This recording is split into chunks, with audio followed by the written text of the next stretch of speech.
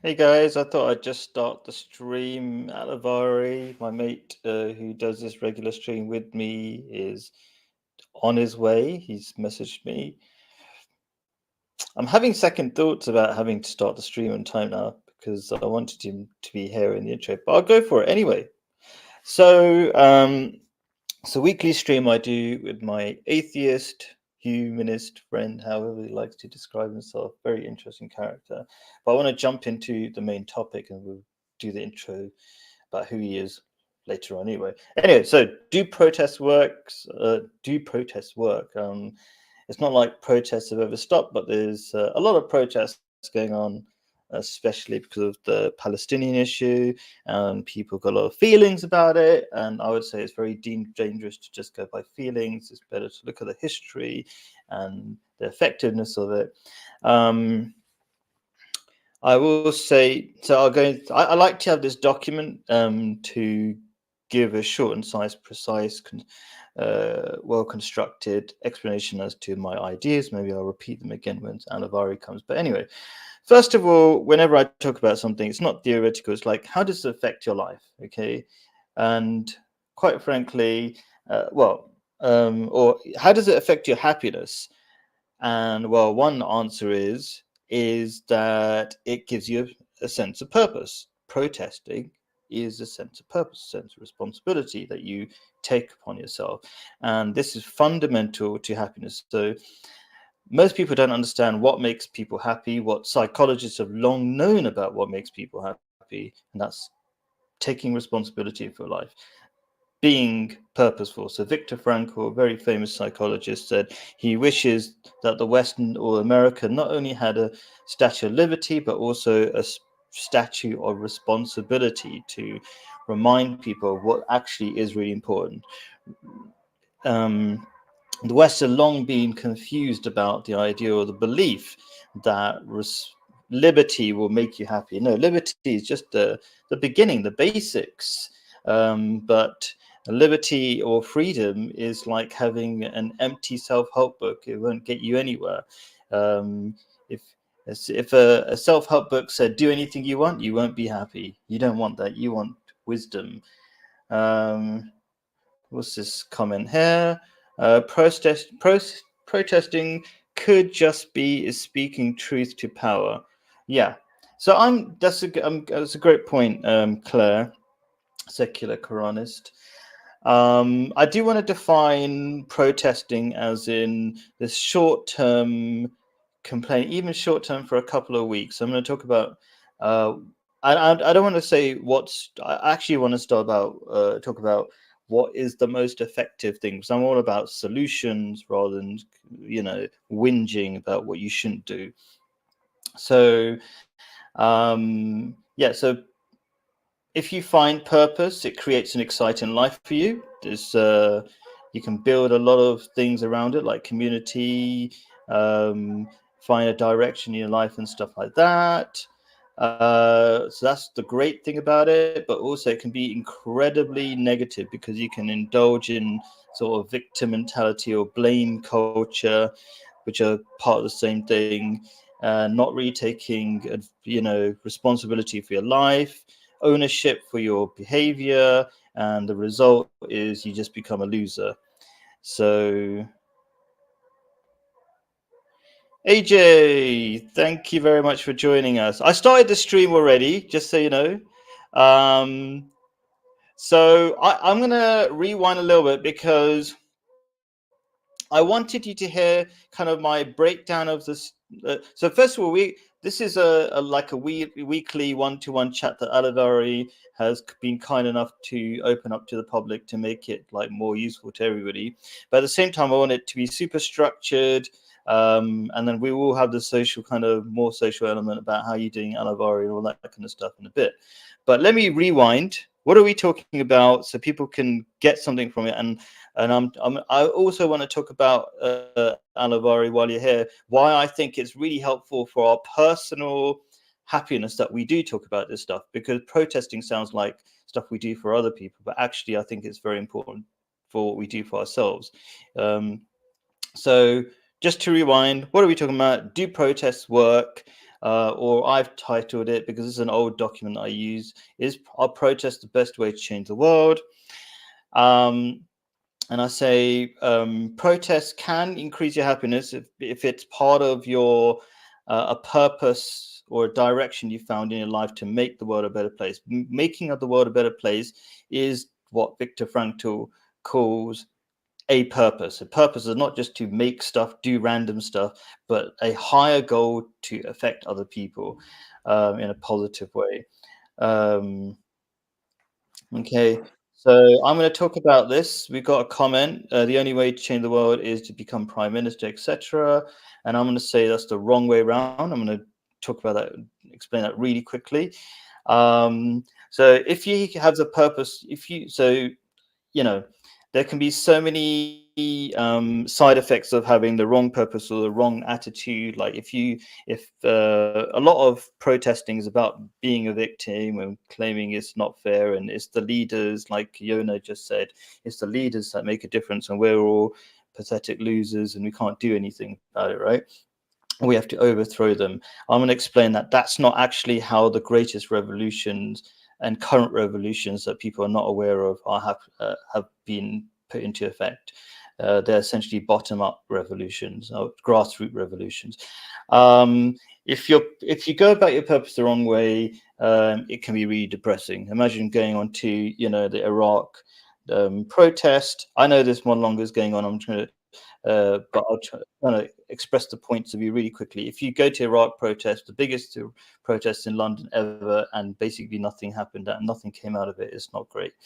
So it can be depressing if you go about it the wrong way.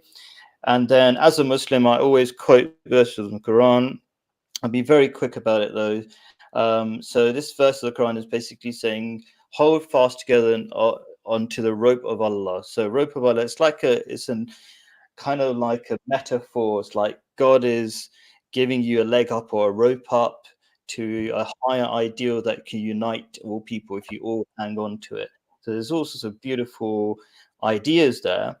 Um, and this is the big thing I want to say, really cool idea I want to get across as an alternative to the regular protesting. And I will talk about all the history of how regular protesting doesn't work if people actually look into it. But the really cool positive idea is believing in God, okay, is the greatest revolutionary act. I should have said not just a revolutionary act, but the greatest revolutionary act historically. The greatest revolutionary act. It fixes everything. Why does it fix it? Let me just historically, Prophet Muhammad has been objectively the most influential person in history, according to Michael Hart, who made a list of the 100 most influential people. Therefore, he's the greatest revolutionary. If you looked about his original, his starting point was he was in an area of Bedouin people who were considered looked down upon by surrounding countries as the most backward, weak people. Essentially, the best comparison about what happened to him and what he effectively did was he was like the Eskimos. It was like the Eskimos taking over the two greatest empires that would probably be, in today's terms, America and I don't know, China or something, right? Because they overpowered the Roman and Persian empires of their time when they were effectively had zero power before that. So that's revolutionary behavior, and they didn't protest in our regular ways. They didn't come up with placards and say it's not fair. What they did was they did a bottom-up revolution, grassroots revolution. You changed society first. And it's not just history, it's currently happening, but people don't realize it. Islam is creating the only sustainable revolution at the moment, which is it is getting more and more leaders, let's say, for example, in the UK. And how is it doing this silent revolution that most people are not realizing? Well, first of all, it's the fastest growing religion in the West, because it's got these sustainable family values, which creates children, which perpetuates the population. So it's the only real population that's growing en masse. Okay, there are smaller groups, certain strong Christian, religious Christian groups, or Orthodox Jews, but they're very small in number relatively, right? So it's not by accident that the mayor of London is Muslim, the recent leader of Scotland is Muslim, stuff like that, and it's just increasing. The pattern is increasing, right? And why is it so important? Because you cannot have, in any other way, without God, a unifying set of rules, a higher law which what does it say? A higher law we will have. Without this higher law, we have conflicts, basically, and confusion. People are very confused. People don't even know what a man or a woman is at the moment under liberal ideas. And the problem with leaders is that's just corrupt leaders just take advantage of our disunity. So it's not really, it's not that leaders are the problem. It's we are the problem. They are just a symptom of our problem, our disunity. There's just a small number of people taking advantage of how weak we are.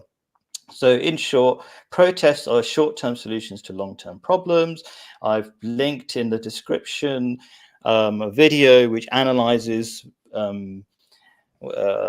protests at work, and I put a thumbnail to kind of summarize the problem with this idea, this romantic idea of how what we think affects the world. So I've in my thumbnail, I've got Martin Luther King saying, did my dream speech really stop racism? Just a speech? No, it wasn't.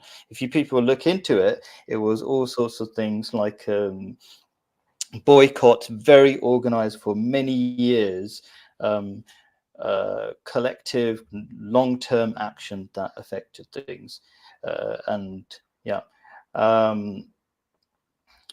So we think pointing fingers, not thumbs. So I call pointing thumbs. Sorry for the long speech. I thought it'd be quicker. But anyway, I don't believe in pointing fingers, point thumbs. We fix ourselves. We fix the bigger problem, which is the community.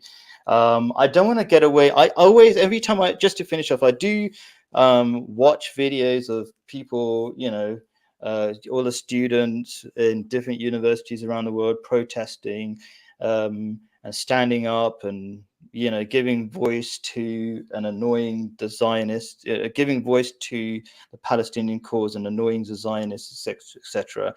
And that's beautiful. It's good messaging, but this problem has existed for 75 years. Where were they before? It's like, think about it. Let's try to get away from the emotions. I always like those videos, but let's get away from the emotions and think about, what do the leaders really care about? They care about economics and power. And if they don't have power, if we're all one united group and we vote one particular way, that's the end of their power, is what I'm saying. That's a quick summary. So yeah, Alavari. So you've got you on the screen. I've talked for a long time. I really wanted to get across some core ideas, because sometimes we get into the discussions and then it gets all lost and whatever. I wanted like one contiguous set of ideas. How you doing? And any thoughts about that? And then I'll ask about your MMA stuff, which sounds really cool that you just come back from. But I'm sure we'll probably disagree about this. Alavari is an activist of many sorts. So yeah, any initial thoughts, Alavari? Hi, Khaled. Hi, everyone. Sorry for my tardiness, but glad to join you as always. I'm really glad that we've chosen this topic because it actually mirrors another discussion I had earlier in the week for our Humanism Now podcast, which I helped produce, and that was also on activism. And we actually happen to be launching an activist sort of campaigning wing or kind of fora in one of the humanist groups that I belong to here in London, Central London Humanists. And someone new's joined the committee there who's sort of had a previous history of belonging to like Extinction Rebellion and other similar protest groups like that. So as part of humanist environmental consciousness and activism, and that's something that I'm really involved with. I consider myself an activist, as you say, and as well as an ambassador for humanism, and how humanism, like many other belief systems, which I believe include also Islam and the Baha'i faith as well, which I've come to study and learn about through my Baha'i friends and interfaith activities here in London. It's part of those belief systems that say it's not just enough to be, some kind of philosopher with all of the right ideas and all of the answers, sitting in your bedroom or sitting in your living room and just feeling good about yourself, or going to a mountain, finding a cave and meditating. I mean, personally, if you really feel, okay, I can't deal with this world anymore and I really need to escape, and people have done. Many people, including prophets, I mean, Baha'u'llah has done this in the Baha'i tradition and teachings. Muhammad also had his time of seclusion. He'd go to meditate, but what I respect about them, Buddha as well, what I respect about them is they'd always come back, or at least the great teachers of mankind were exactly that. They were teachers. They'd come back and say, okay, well, it doesn't matter that I'm on this level and I can sort of, whatever, have connections to God or higher realms or higher levels of thinking, or be enlightened. I need to come back to the mass of the people. I need to take mankind with me, as the Baha'is say, progressive revelation. The teachers of mankind always wanted to progress spiritual kind of maturity in civilization. And I think that's really is the root of how we can connect these two topics of religion, faith and belief, which you talk about a lot, and activism and protest. I mean, I believe that activism, social justice is the rent that we pay for being able to live on this planet. Not everyone pays the same rent, of course, because you have to talk about capacity. If you're a single mom working 3 jobs, barely able to put food on the table for your children, their capacity is going to be different from my capacity and my privileges. So not everyone has to be involved in the same way. I mean, we can talk about digital activism as well, how that's changing in the 21st century. It's not all about going and, clutching a pitchfork or clutching a sign and going on a protest. And it's not all about having debates like this. I mean, we need what I said in the podcast earlier this week, analogy that I like, is the analogy of a rainforest. We need an ecology of different survival strategies. That's what gives a rainforest its strength and its diversity, its richness of life, is that there's plants, there's insects, there's some creatures living in the sun, some digging underneath the soil. Some are very bold, some are very subtle. You need an ecology of different diverse strategies for any movement. It could be a religious movement, it could be an activist movement, social justice. It can't only be, we have to get out there in the streets, or we have to go and take over the media, or we have to vote. The person who had the comment there about politics and prime ministers and politicians, they need to be part of it. We need to subsume that. We need to allow them to, or we need to grow the next generation who are going to be the better politicians, who are going to be the better police commissioners, maybe who will think twice before sending police in to go and break up student encampments, as we're seeing around the world. So I think activism is a very core part of what I do. And personally, I'm quite inspired and excited, especially for this humanist, the new sort of phase of our humanist group, the new wing that we're opening. So it's a very timely topic. Thanks for choosing. I like that you don't believe in just talking. It's all about action. Some people do need to take a breather. I like also the thing you said about these great revolutionaries, all these prophets. I call Buddha a prophet as well. Prophet Muhammad was probably the greatest revolutionary in terms of effectiveness, even at an objective level, according to Michael Hart. He took some time out. Like before he was called, he spent a lot of time by himself contemplating. And I suppose there's value in knowing yourself and your ideas and what's important before you start trying to change the world. So I think that's a pretty cool thing. I think you pointed out. Maybe I'm phrasing it a different way than you, or seeing it a different way, but I do agree that there's kind of this inner reflection that we've got to start off with before we try to change the world. We've got to know ourselves and change ourselves and stuff like that. So that's cool. What do you think about just on feeding ourselves? Something also that you inspired by an earlier comment of yours about, does this bring us happiness? And it's the first point there on the document, which I think is a very key thing. We can't only it can't just be a instruction manual that we're told to follow, either by revolutionary leaders and just fitting in. It can't be that. I don't think religion can be that, and activism certainly can't be that either. It needs to come from within. It needs to spiritually transform ourselves. We need to feel it inside. We need to taste it. It can't just be, okay, well, my priest tells me I have to do these things. I have to pray 5 times a day. I have to, wear this clothes. I have to celebrate this festival. It needs to come from inside. And I think Gandhi was right when he said that you change yourself, and that's changing the world, because you're part of the world.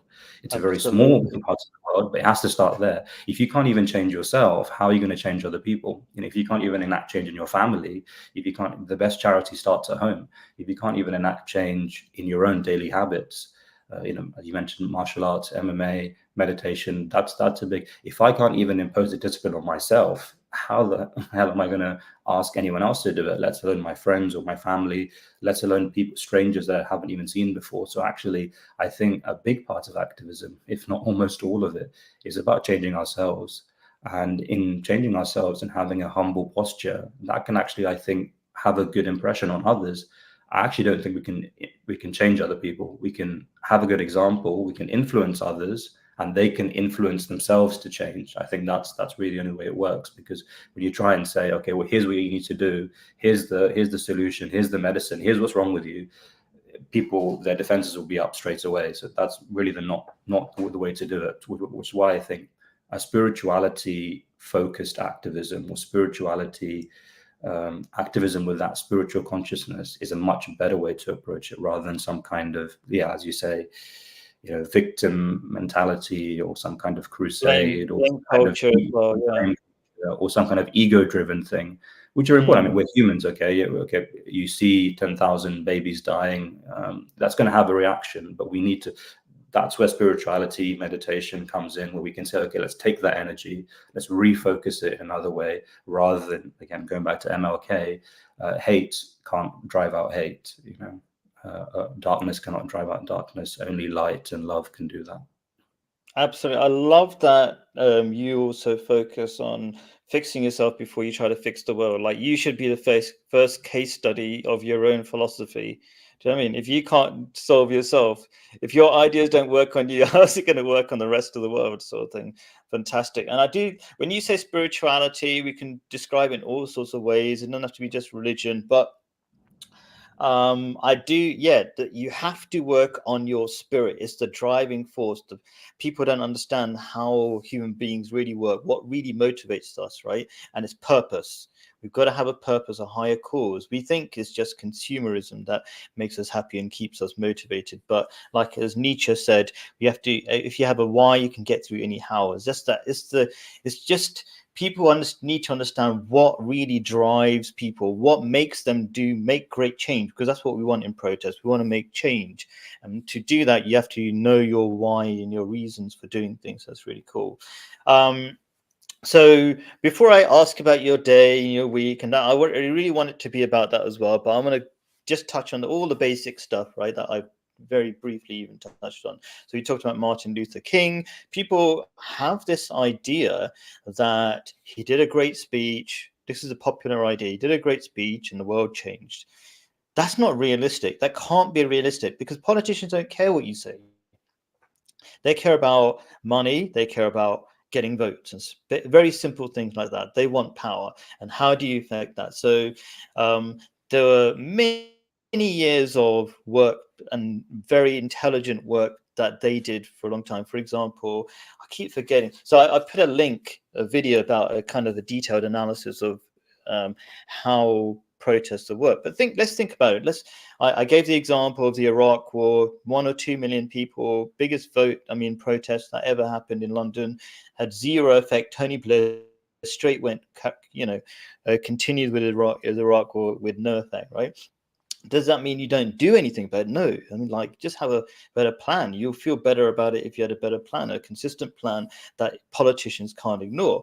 So a great example was, I keep forgetting the name. There was this lady who refused part of the sort of Martin Luther King campaign. There was a lady who refused to get off a bus in segregated buses. I can't remember something. Do you remember the name? Rosa Parks, right? Some people think she was the first person to stand up to this thing. In fact, this video that I've linked says, no, it was some teenage girl that did it first and got arrested, but they didn't build a campaign around her. And I think half a year of boycotting those buses, because they knew that girl couldn't withstand the media attention and give the high level answers or responses to promote the cause. So they waited for Rosa Parks to turn up to do her thing, and then they went behind her, created a whole machine, a whole community to support that message that this is not good enough. And they got lots of people to not go on their buses at great cost to themselves. I'm sure they wanted to go on those buses, but they refused to go on those buses, and it costs a lot of money, and money talks. Yeah, because a lot of people just don't care about, what's right and wrong. They care about, what's happening in their pockets. So there's a way to affect those people. So yeah, so I want to dispel that idea. What do you feel? How do you feel? Like, I feel like, yeah, it's great that people are making an effort, like these people at the universities, but you need a strategy, a long-term strategy to affect the things that leaders care about. And they do care about looking stupid in front of other people. Like, that's why the police are trying to stop these students from saying what they're doing, saying what they're saying. But it's not as powerful as other things, like having economic power, having a community that can stand up and vote these politicians out. How do you feel about that?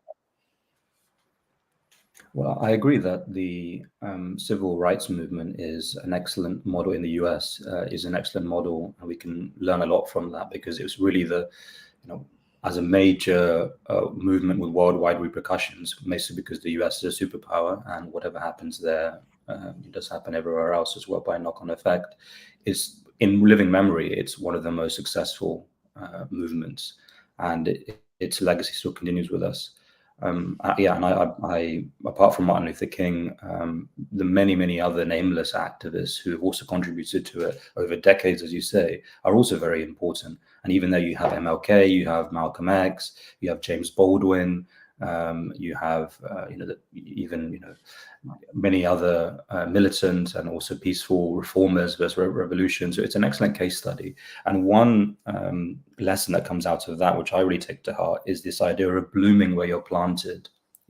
Wherever you're planted, wherever you have it. I'm planted here. I happened to sort of get involved in this Quran class through an Oxford imam who invited me, and then I kind of helped facilitated my own the Quran class here, and then other people like you and Adam I met, and then now we have this live stream. So wherever I go, I could be working in an investment bank, I could be working in a local homeless kitchen, I could be working in wherever I am. It shouldn't excuse me, or it shouldn't make me so pretentious or make me so disheartened that I give up on activism, that I say it doesn't apply to me. Wherever you are, bloom where you're planted, because in that space you can find something where there needs to be some teaching done. There needs to be some learning. Again, it's a two-way thing. It's not just about going and helping the person. Again, that just gets their ego defenses up. But wherever we are, we need to be blooming. And certainly, I think Martin Luther King would have been the first to admit that it wasn't his movement. His movement didn't end racism. In fact, when he was assassinated, he was helping organize a sanitation workers' strike for better pay.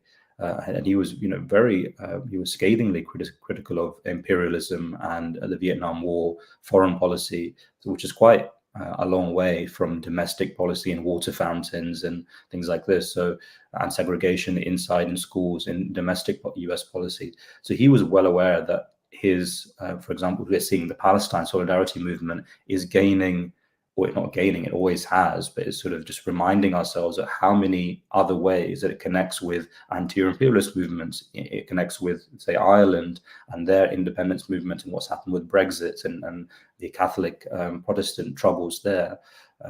In South America, where they're still feeling, the effects of US hegemony and imperialism, it's connecting there.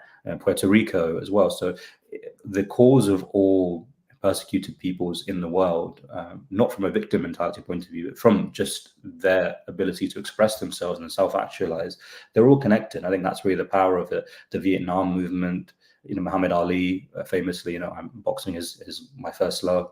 Muhammad Ali saying, well, actually, why should I go and fight for and kill, the Vietnamese over there? You don't even respect me here. Respect me here first in my own country before I go and die for you. So the bringing together of these activist movements, that's a beautiful thing. And that really sort of, that inspires me so much. So blooming where we're planted is something that I really try and take to heart. I don't say, well, okay, this particular part of my life doesn't. If you're at work, try and democratize at work. Try and see, okay, is there an injustice? As the Quran says, chapter Surah 5 verse 2, we have to encourage people and call them to do good, call them towards taqwa, and I think that's it. It's quite, there's a wisdom in that, because it says encourage the believers to do that. Now I read that as, it doesn't mean only Muslims, because the Quran's not written for Muslims. It's a book for all mankind. Encourage all right-thinking people, maybe monotheists. Encourage all people that aren't polytheists or hedonists or some other kind of worshipping the ego. If they're there, okay, they're kind of lost. You don't want to be bang your head against the wall trying to get them to change. There's a large proportion of people who maybe are just not there, as the Baha'is say, their hearts need to be quickened. That they're there, they've got the values, they've got everything there. They just need to be given away in how to be part of the movement. Focus on those people. And Ghazali says this as well, saying, yes, you have to obviously don't follow the Quran, encourage people to do good, but focus on what the priorities are. Your task isn't to change the world, it's first of all to change yourself, and also in some small ways, humble ways, using gentle encouragement, not harsh lessons. Also, as the Muhammadan example says, and the Quranic example says, without using harsh words, but in a very humble way, in your own. If everyone just focused on their own small corner of where they're planted and try to bloom there, we can have successes like the US civil rights movement had, I think, as well. And of course, MLK was a reverend. He also had a spiritually informed attitude to protest, as did Gandhi. He was inspired by, and Gandhi was also inspired by Tolstoy. I mean, the kingdom of God is within you is one of the most radical, earth-shattering books I've ever read about Christianity, about rejection of the church and the bureaucracy and the corruption. And just coming back to the message of Jesus in the Sermon on the Mount, the core message of the New Testament, which is very pacifist, very radical, very anti-war, and also anti-institutional corruption, and kind of imposing that spiritual bureaucracy on people. Okay, you have to be a Christian. Here's a whole load of rules. Here's a whole load. You don't like. So this is where we might differ a little bit. I think there's definitely value in, or maybe I'm just trying to start a fight. Who knows? But we agree that spirituality and knowing your cause, because I describe, one way of describing spirituality is something from within, the cause, the why, all this kind of stuff that really is the engine or the real driver, and without which we can't do anything. From my understanding of psychology, I agree with that. But I think we do need black and white rules that we can work around. And this is kind of...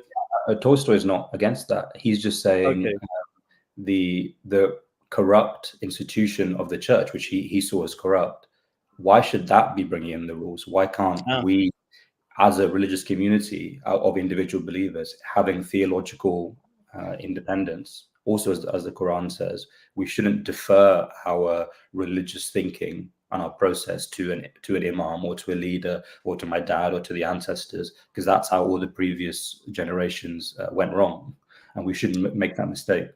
And that inspired Gandhi, inspired MLK.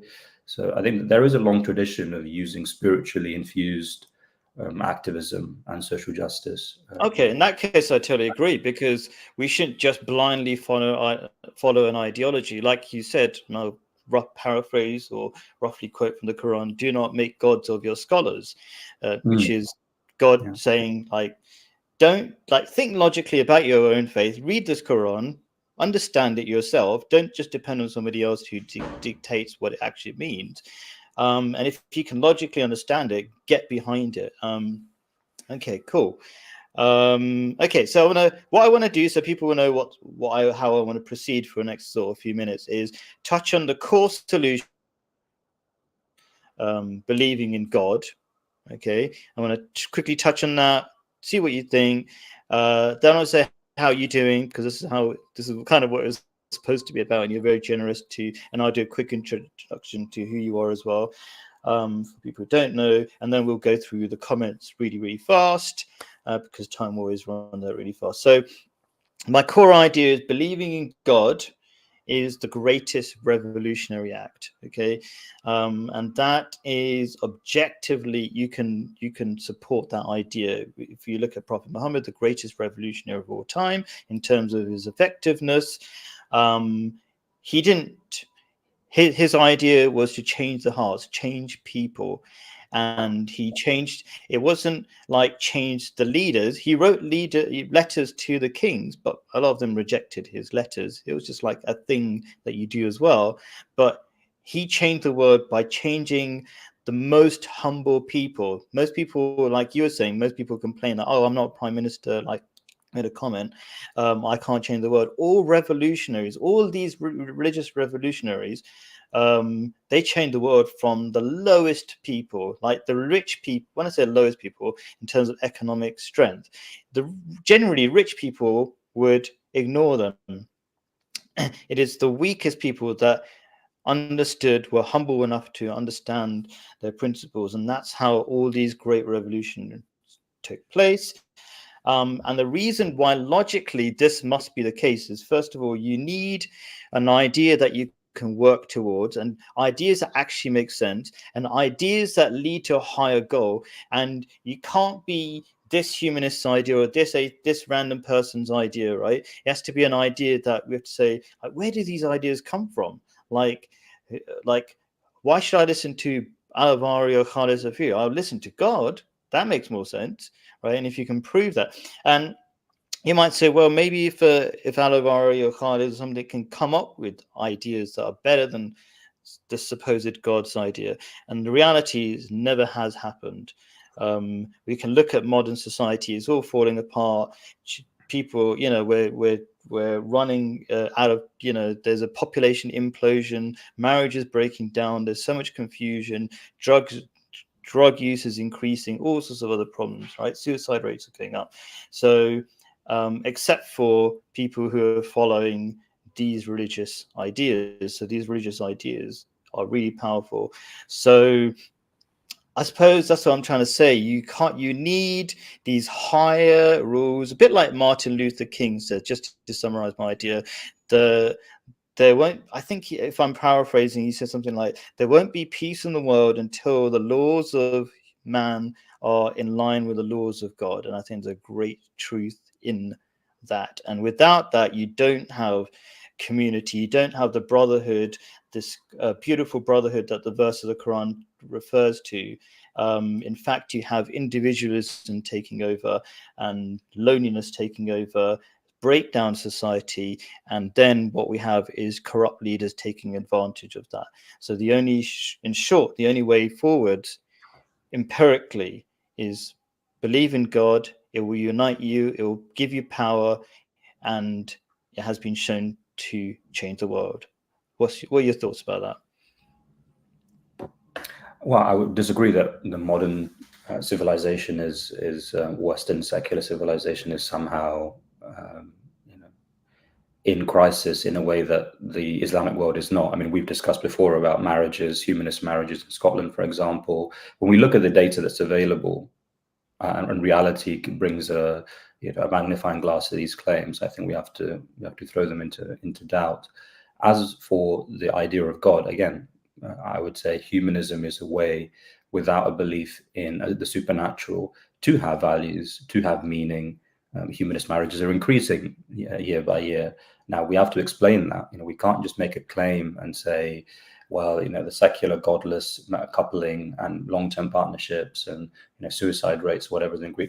We can't say that and then just cherry pick data. We have to explain what this is happening, unless we just dismiss it as some kind of aberration. But it's a continuing trend, and we need more data. Certainly, that's why one of the campaigns for Humanist UK that I'm involved in is the legalization of humanist marriage, make it a level playing field alongside Muslim marriage, which has legal recognition in England and Wales, for example, but humanist marriages don't. So I think if we define God in that way, belief in a supernatural being, I don't think that's necessary for a fulfilling life, because I have a fulfilling life. I know thousands of humanists that I work with and that are members of my community groups that have fulfilling lives. They're not committing suicide, they're having children, they're having grandchildren. So we have to explain that. It may be difficult to try and make that fit in with confirmation bias led worldview, but we have to explain this. But if we're talking about God as in Spinoza's God or Einstein's God, which we've discussed before, that's why I'm more than happy to use the word God in any discussion, because in my mind, I think of God as unity, God as Spinoza's God, or God as Einstein's God. In that sense, sure, yeah. And that's what humanism tries to give us, that sense of God, that sense of awe and majesty in front of the wonder of the universe. When we had the Aurora Borealis yesterday, the past couple of days, and my timeline was filled with humanists just positively ecstatic and humbled by the majesty of the universe. It's a religious experience, and Einstein called it that as well. And what that can do is, as well as giving us a good feeling, that can help us appreciate, okay, how precious this world is. Let's not mess it up. Let's try and prioritize peace and peace building, rather than trying to pick fights with each other. And again, egos always wants to come in, always wants to make sure that we're on the top of the argument, which is, we have to try and resist that. Always want to try and find a difference. Say, oh, well, he's on the bad team, you're on the good team. And then, or at least I've got rid of him, I've showed him, and then now I can, sort of feel better about myself. That's human nature. The more we understand that about ourselves, the happier that we will be. So in that sense of having a God consciousness, in that spiritual sense, in that mystical sense, yeah, certainly. And that's why for me, spirituality is looking within. It doesn't necessarily mean believing in the supernatural, believing you can communicate with your grandma after she's died. Spiritism. Sure. Spirituality just means looking beyond the outer. Don't judge a book by its cover. Sure. Try to understand. I would jump into that really quickly, so we can move on to the next thing, and then you can give me a quick reply to that as well. So first of all, believing in God is the only logical idea there is. I've discussed, blind evolution. I do believe in evolution. Evolution is a process, but the idea that there's no intelligence behind it is illogical, is against all of science. We've got lots of science to, there's, the famous law of entropy, which essentially says things don't evolve forward randomly into more organization. It does the opposite. So that's science, logic. How can that's a misunderstanding of what random is, right? We have to appreciate that. We can't. So no, I think so. I would say random is random. We try to explain. I've had many discussions, probably almost as long as you've been alive. How would you define randomness? How did you understand? Because I think you've misunderstood. I'm very clear about it. I'm very clear about evolution. Debated it for many, almost as long as you've been alive. We can be wrong for many years. So, of course, yeah. But in all the debates, even including with you, when I've discussed it, I don't think I was. But anyway, randomness is, random mutations affected by, and then there's a selection process. So random mutations are the supposed essential building blocks of either blind evolution rather than guided evolution, that a lot of religious people believe in. And so randomness cannot create, and randomness never created in our empirical personal experience. You never see randomness create a phone, etc. So it's very illogical. Let's slow down here. Let's just slow down. Okay, fine. Trying to rush through material. We're gone. Yeah. Okay, but we have to. If we can't rush past our wrong ideas and misunderstand. Sure. Yeah. Sure. Sure. So okay, let's just say the question of randomness needs to be clarified, but carry on with what you were saying. So random mutations, let's say that's the building blocks of the atheist idea of creation. That's just unrealistic. Randomness never creates. And then there's kind of, well, just to touch on it a bit more, there's a belief that natural forces like wind and all this kind of stuff can somehow hone control the randomness. You never create anything through these weather patterns. There's no reasoning behind it. So then the other point you made about you can have purpose without God, that's also logically incorrect. And there's we can see the result of that. Suicide rates are going up despite people thinking they can create their own purpose. If in your mind you think the world is random and pointless, you cannot therefore create a purpose when you know at the same time in your mind that the world is random. When you believe in God, which is the most logical belief, like I said, then suddenly purpose is automatic, because when you understand, at least from an Islamic idea of God, which is this life is only just beginning, it's a forever journey towards greater beauty, greater evolution. Even God is described as the evolutioner or the evolver. Maybe that's a better word in the Quran. So yeah. So that's kind of like, you cannot have purpose. You might say you might have purpose, and you might give one or two examples of, I've got a friend who is happy and not suicidal and having children. But on a large scale, on a macro level, that's not the case. We've got an exact opposite. All psychologists, loads of psychologists will tell you the exact opposite. So we have to look at the big picture rather than examples of friends that we claim are, happy, when who knows if they are or not. Anyway, so those are my rough ideas. Yeah, I think that we need to take on board a mature understanding and a deeper understanding of what randomness is. I tried to explain this before with the throw of the dice, for example. A roll of the dice is, it's pretty random. I mean, there's a question as to whether true randomness actually even exists outside of, say, the random decay of atomic nuclei. I mean, that really is random. Random like atomic clocks and things like this, where you how and when a certain part will be given off by a decaying nuclei. That really is. Let's say dice are random. Then what? Yeah, they're not. It's quasi-random, we can say. Okay. Because there may be some imperfections in how the dice is made, and one side may be heavier than the other, and so on. So it's very difficult to have true random sort of generation.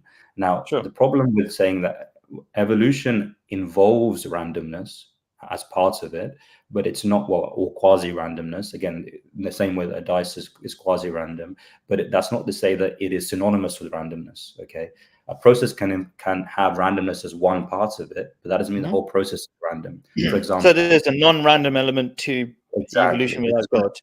What is that random. Non-random part? Because mating, for example, I don't randomly choose my mate, or if I'm, maybe not human beings now, even now, we don't randomly choose our mate, and certainly not in the hunter-gatherer periods or a million years ago. We've got a program a very clever selection process that's programmed into it that we don't actually even understand ourselves. So where did that program come from? It's not certain that it's coming from God. That's a God of the gaps argument. It's as certain as anything else. DNA is a computer program, right? It's a far more complex program than any of us have created ever, right? And as a programmer, I know there's no randomness in programming. It's a code, yes, it's a code. Yeah. But just to come back to randomness, so if you're talking about evolution and by natural selection, if we want it to be truly random, one throw of the dice is completely independent of the previous throw of the dice. They're not independent at all. They're not dependent at all. They're quite independent. Whereas natural selection, once you have a mutation and that changes the organism, that makes that organism more likely to breed because it's more fit for the environment. So that handing over from generation to generation is not random. It's dependent. The previous level influences the next level down in the chain. So that's not random. evolution by natural selection involves randomness, specifically in how the chromosomes are sort and how they're ripped apart and how they may be recombined in the cell, in the reproductive cell of certain organisms. But that's not all that evolution and natural selection is. There's other aspects to it, so we have to be very careful about that. And there is a question in physics and theoretical physics and maths as to whether there's anything truly random at all in the universe. It just may be I talked about Leibniz before and Laplace, where they were saying, well, actually, God is behind everything. Even if we think something is random, it's only because our puny brains can't see what God can see. Now, I don't believe in his definition of God and belief of God, but it gives you an indication that random, we can't. The lay interpretation of what random is, that we use in everyday life as a lay person may use, can be very difficult when we have philosophical, scientific discussions about randomness is. So we have to clarify that understanding. So I'll quickly touch on that, and then kind of, time runs out fast, doesn't it? I'll touch on that. Your idea is as things become more organized, they tend to become even more organized. That's actually the opposite of entropy. Entropy is the idea that by default, things become disorganized because there's more ways to be disorganized than organized. I'm not proposing that as an alternative to entropy. I'm just describing a certain process in a universe of many processes. In the universe generally, it tends towards entropy, yes, but the specific process has some order in it. But again, we have to consider all of the species that didn't make it. We're focusing on the species that did make it, and the evolutionary sort of alleyway. But there's 1,000 other things that didn't happen. So that's where you have your entropy there happening. Where in the closed system, you can have in certain places where it tends towards order and opposing entropy. Sure. So I mean, there's lots of answers to all of these. I've gone through all of these discussions over many decades now. Not many decades, but at least 2 decades or more. Like there's where are the pink polar bears? You don't have all these things that didn't work. But anyway, so it's. I think I try to bite off more than I can chew because I wanted to keep this super social. I want to hear. We're going to pause. We're going to hear about your MMA. I want to hear about your life, and then we'll zoom through the comments as fast as possible. So tell me about MMA. Let's just take a minute for that. I love. People might think that when I'm debating or something, I'm here to just win, whatever. I definitely want to have an effect, right? I want to say out old things, but I care about individuals and I care about when they're doing something really cool with their lives. So I think MMA, this kind of masculine, I think there's a masculine thing. It's really healthy for men to do. I'm a big fan of that. If I whatever. So tell me something about your MMA and martial arts and why that's important to you. And then we'll go through the comments really fast. Yeah, it's a meditation for me, plain and simple. I found Zen in it. I find a calm in it. It helps me think through things when I'm. It helps me just sort of get into a flow state, which I find very beneficial for my daily life. I do yoga every day. I do silent sitting meditation every day. And MMA, well, again, it's I've been traveling recently, as we heard on the last live stream last week for charity work. So it was good to get back to it today. Maybe 3 or 4 times a week, I'll go to MMA. Sure.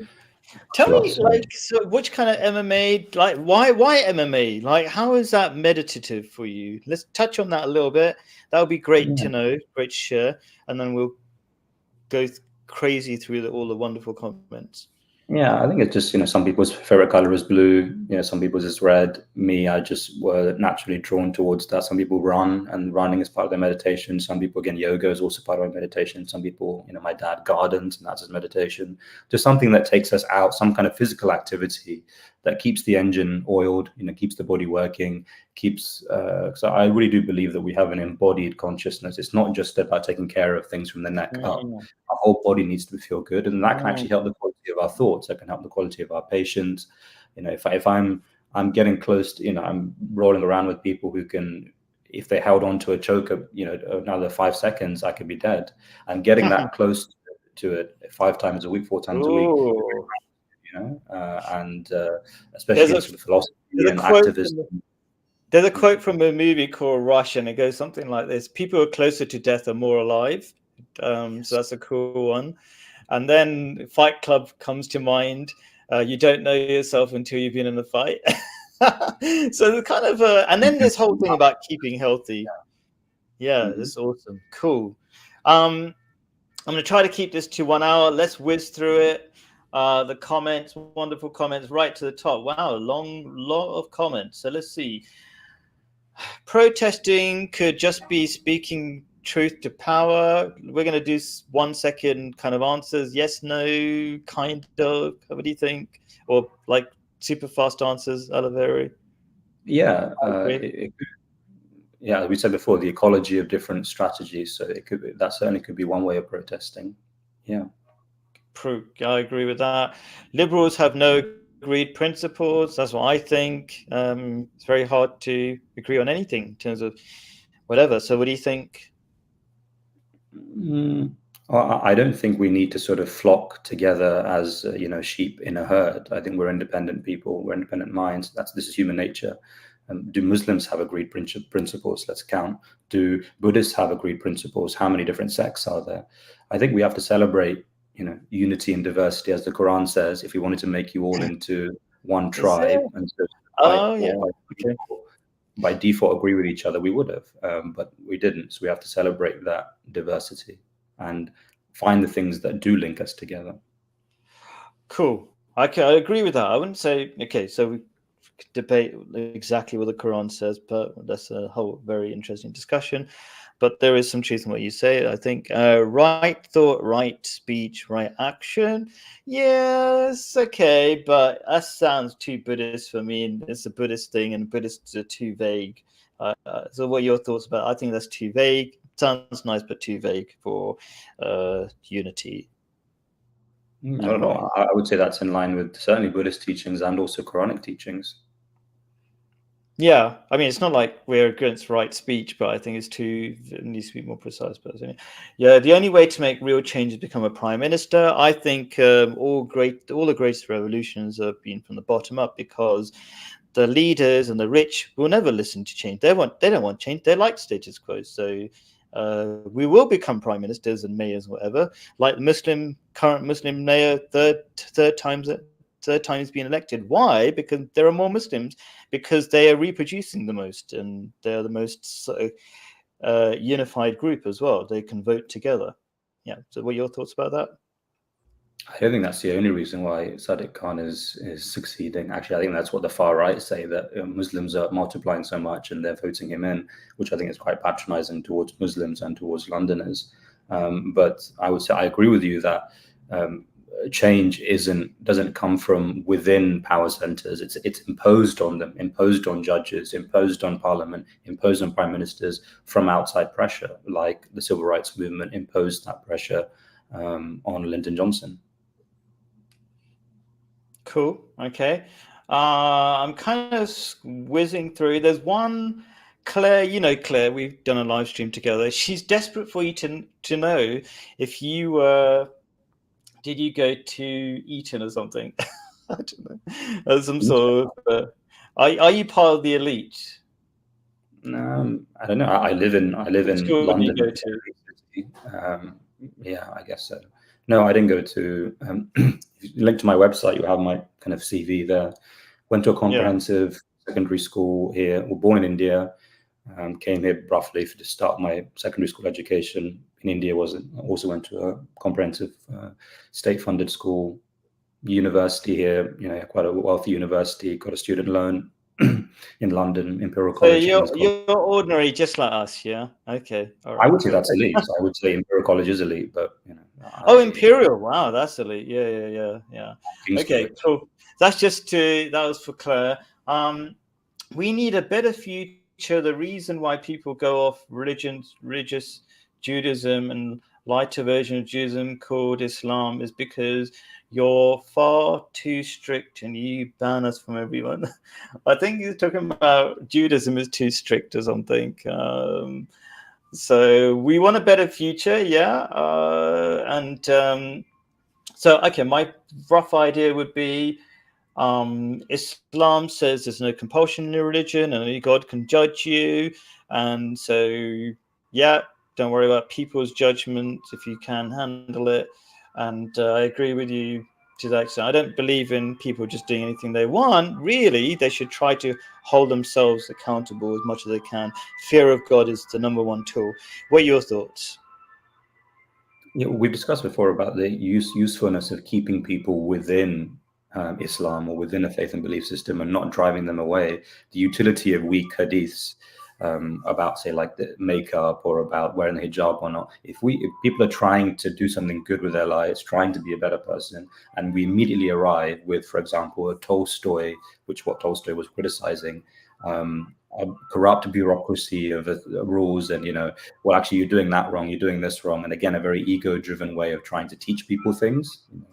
Here's what your problem is. Go and if you do that, you'll drive them away, and you've lost them. And I think that is actually a betrayal of us as conscientious believers, or God-minded people, spiritually conscientious people. We need to try and understand creation, understand people are not perfect.